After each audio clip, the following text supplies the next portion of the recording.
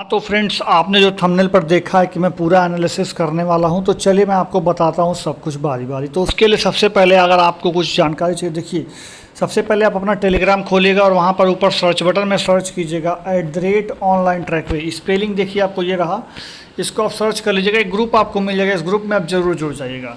जुड़ने का बेनिफिट सारा इसमें आपको दिखता रहेगा, टाइम टू टाइम इसमें सारी अपडेट आती रहती है। मैं अब इस साइड देखिए, यहाँ पर सबसे पहला PDF आपको मिल जाएगा BPSC टीचर का।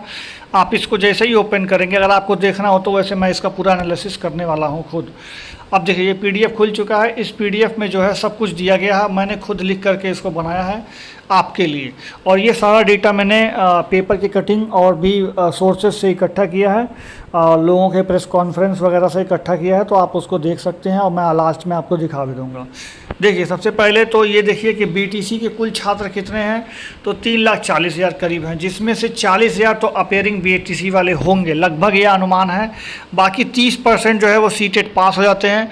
तो यहाँ से देखिए ये भी आ जाता है। फिर यहाँ पे 80,000 लगभग BEd BTC दोनों कर रखे होंगे, जो कि इसमें से 2,000 ये होंगे जो आगे ये PGT और TGT में भी जाने वाले होंगे।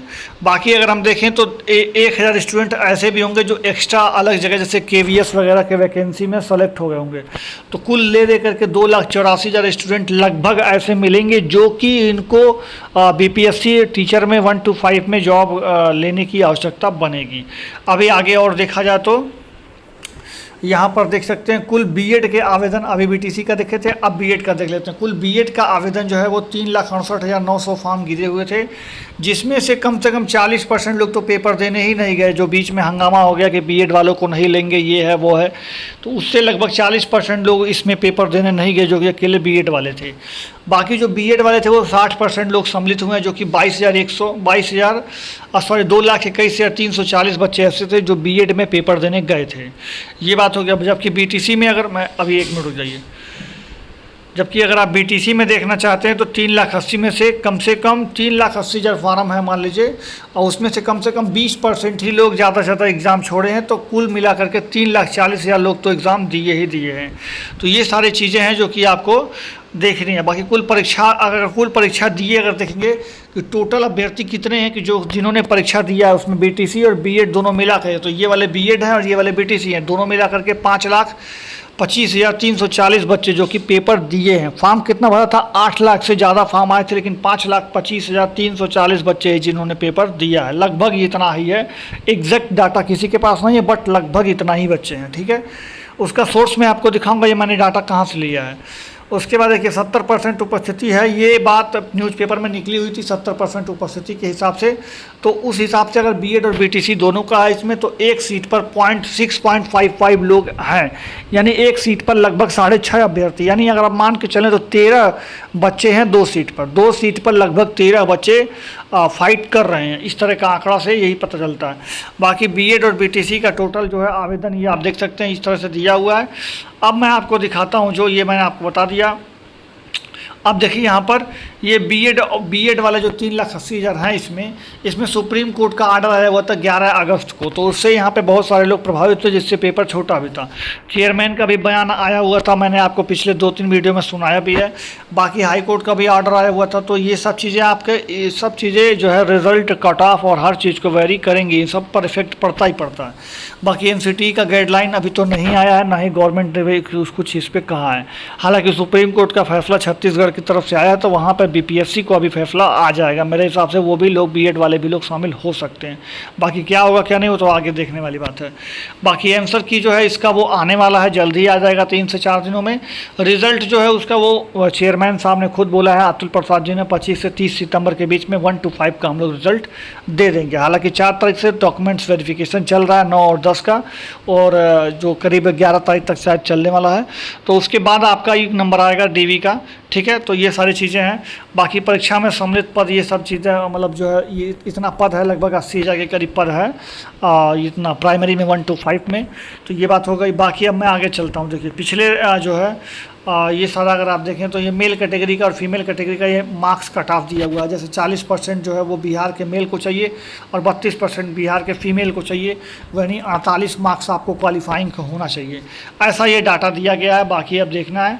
तो ये सारी चीज़ें थी जो कि मैंने आपको लिख करके बताई, कितना नंबर है, कितना लोग अपेयर हुए, कितना लोग पेपर छोड़े, कितना लोग बीएड के हैं, कितना लोग बीटीसी के हैं। तो ये सारा डाटा मैंने आपको प्रोवाइड करा दिया है। अब मैंने कुछ सर्वे कराया था अपने ही चैनल पर, अपने इसी चैनल पर कुछ सर्वे कराया था। उस सर्वे के आधार पर देखते हैं क्या है। देखिए, सबसे पहले मैंने अभी एक दिन पहले, मतलब अभी कल ही मैं शाम को, कल ही जो है सुबह में इसमें सर्वे मैंने कराया था। तो बिहार शिक्षक भर्ती 1 to 5 के लिए कितना नंबर आ रहा है, सही डाटा दें, अनुमान लगाने में सटीकता होगी। तो देखिए, इसमें अगर आप देखें तो करीब 2500 वोट ही केवल पढ़ पाए थे, क्योंकि अभी कल ही का ये है, तो ज़्यादा लोग अभी इसमें सम्मिलित नहीं हो पाए हैं। आगे चल के बहुत सारे लोग सम्मिलित होने वाले हैं। तो यहाँ पर देख सकते हैं कि 80%, देखिए 80 नंबर से ज़्यादा लाने वाले मात्र 4% है। अब इसमें भी कितनी सत्यता है, और जो परसेंटेज लाए हैं एक्चुअली में वही लोग इस पर टिक कर रहे हैं। जिनका तो कम नंबर है वो तो पार्टिसिपेट ही नहीं करेंगे। मान लीजिए किसी का 30 नंबर आया है एग्जाम में, तो वो क्या जाने किसी का सर्वे में जाएगा, या फिर किसी का एक वीडियो देखेगा, वो तो कहेगा भाई मेरा तो होना ही नहीं, मैं क्यों देखूँ। मान लीजिए किसी का 20 नंबर है वो क्यों देखेगा, मान लीजिए किसी का 10 नंबर है वो क्यों देखेगा। लेकिन जिसका अच्छा नंबर होगा वही तो सर्वे देखेगा, वही तो कट ऑफ देखेगा, वही तो और कुछ देखेगा, या वही तो समझ पाएगा कि मुझे होगा कि नहीं होगा। सस्पेंस में कौन रहता है? जिसका पेपर अच्छा होता है। जिसका पेपर खराब होता है वो तो सीधे कहता है मुझे तो होना नहीं, मुझसे क्या मतलब, वो तो ऐसे ही बोल के निकल जाता है। तो ये वो बच्चे हैं जिनको लगता है कि मेरा होगा, जिनको लगता है कि मेरा होगा, मेरा उम्मीद है। उस आधार पर देखा जाए तो 4% लोग ऐसे सिर्फ हैं जो कि 80%, मतलब 80 नंबर से ज़्यादा ला रहे हैं। 80% नहीं, 80 नंबर से ज़्यादा ला रहे हैं। बाकी अगर 70 से 80 देखा जाए तो 6% है। यानी अगर 70 प्लस देखा जाए तो 70 प्लस में 4 और 6 जोड़ दे तो 10% छात्र ऐसे हैं जो कि 70 नंबर से ज़्यादा पाए हैं। हो सकता है 71 पाए हो, 72 पाए हो, 73 पाए हो, 74 पाए हो, कुछ भी पाए हो, बट 70 से ज़्यादा पाए हैं ये बच्चे जो हैं वो लगभग 10% हैं इस आंकड़े के हिसाब से, जो कि ये आंकड़ा 1 to 5 के लिए था। बाकी मैंने अलग अलग भी पोल कराया हुआ था। जैसे कि अगर आपका ये देखिए, ये एक ही में मैंने कराया था, ये 3 दिन पहले मैंने कराया था। बिहार शिक्षक भर्ती में आपके प्राथमिक में कितने मार्क्स आ रहे हैं, तो आप देखें यहाँ करीब 6700 लोगों ने वोट किया, यानी 6700 लोगों ने यहाँ पर वोट किया है। तो ऊपर 2500 किया था, यहाँ 6700 किया। अभी 2300 और 2200 का भी मैं आपको दिखाने वाला हूँ। यहाँ पर अगर आप देखेंगे तो 70 प्लस, यहाँ मैंने 80 का ऑप्शन नहीं दिया था, 70 प्लस केवल लिखा था, तो 9%। वही ऊपर वाला डाटा सेम टू सेम, मतलब जैसे कि फ्लक्चुएट कर रहा है। 9-10% ऐसे मिल रहे हैं जो कि 70% से, मतलब 70 नंबर से ज़्यादा ला रहा है। 70 नंबर से ज़्यादा लाने वाले स्टूडेंट सिर्फ 9-10% ही हैं अकॉर्डिंग टू ये सर्वे। और ये सर्वे में भाग वही लेता है जिसका नंबर थोड़ा बहुत भी अच्छा होता है। ये बात अपने दिमाग में रख के चलेगा। जिसका 10 number, 5 number, 20 number, 25 number, 30 number, 40 number आया होगा वो सर्वे में भाग नहीं लेगा। समझ में आ रहा ना आपको? तो ये बात है, ये सर्वे में भाग वही लेता है जिसको उम्मीद होता है कि मेरा कहीं ना कहीं हो जाएगा। उसके बाद अब मैं आपको दिखाता हूँ, ये केवल मैंने बीटीसी के लिए कराया था। हालांकि मुझे ऐसा कराना नहीं चाहिए अलग अलग, लेकिन कुछ लोगों की डिमांड थी और मुझे भी लगा एक बार डाटा लेने में क्या हर्ज है, तो मैंने बीएड बीटीसी का अलग अलग कराया था। तो ये बीटीसी वालों का है। इसमें अगर आप देखेंगे तो केवल और केवल 8% लोग ऐसे हैं जो कि 70 प्लस ला रहे हैं। और वोट इसमें कितने मिले हैं, तो 3500 वोट यहाँ मिले हैं। तो यहाँ पर भी 3500 वोट मिल चुके हैं। और यहाँ पर भी अगर आप देखें तो 70 प्लस डाटा केवल और केवल 8% लोगों का ही आ रहा है, मतलब लगभग वही है। बाकी अगर आप देखेंगे तो करीब तकरीबन 60-70% बच्चे तो 50-60 के बीच में ही अटक जा रहे हैं, और 60 से 70 के बीच में लगभग 13% है, और बाकी 10% ये ऐसे हैं जो कि 70 से ज़्यादा ला रहे हैं। मतलब 70-80% बच्चे ऐसे हैं जो कि मतलब 60 से नीचे हैं, 60 से भी नीचे हैं, और 10% बच्चे ऐसे हैं, 10 से 15% बच्चे ऐसे हैं जो 60 और 70 के बीच में हैं। बाकी 10% ऐसे हैं जो 70 से ज़्यादा लाए हैं। तो ये है आपका, आप सब बाकी सोच ही सकते हैं। बीटीसी बीएड का भी मैंने अलग से कराया हुआ है। ये रहा बीएड का। ये जो बीएड के स्टूडेंट थे जो कि पेपर देने, बहुत सारे स्टूडेंट तो पेपर ही देने नहीं गए, तो जो वो स्टूडेंट थे उनमें अगर आप देखें तो यहाँ पर करीब 2400 वोट ही केवल मिल पाए हैं। लेकिन ये भी सफिशिएंट होता है ऐसा नहीं है।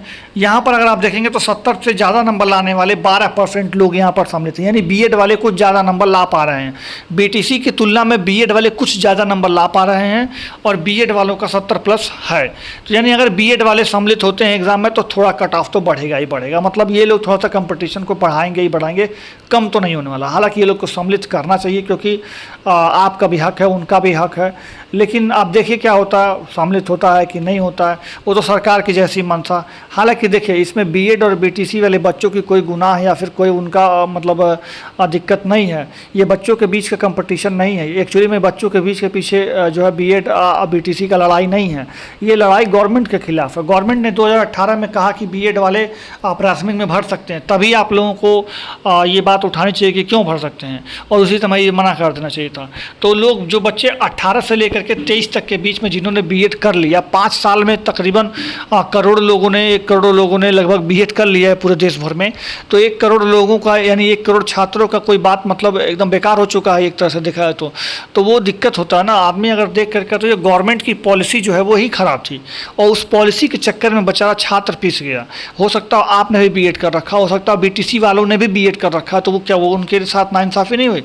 तो नाइंसाफ़ी होती है, बट अब ये गवर्नमेंट की पॉलिसी है। अगर गवर्नमेंट शुरू से कहती कि मेरा बीएड वाला जो है वो अपर में और बीटीसी वाला प्राइमरी में होता, तो कोई भी जो है ये डिग्री वगैरह ये बीएड वगैरह करने के चक्कर में नहीं रहता। बीएड वही करता जिसको अपर में जाना है, जिसको प्राइमरी में जाना है वो बीएड कभी नहीं करता, वो ऐसे भी छोड़ देता। तो यही सारी चीज़ें हैं। बाकी अब देखिए क्या होता है। चलिए अब आगे बढ़ते हैं। देखिए जितना भी डाटा मैंने आपको बताया है वो सफिशिएंट है कट ऑफ डिक्लेयर करने के लिए, कट ऑफ मतलब बताने के लिए, एक अनुमान लगाने के लिए।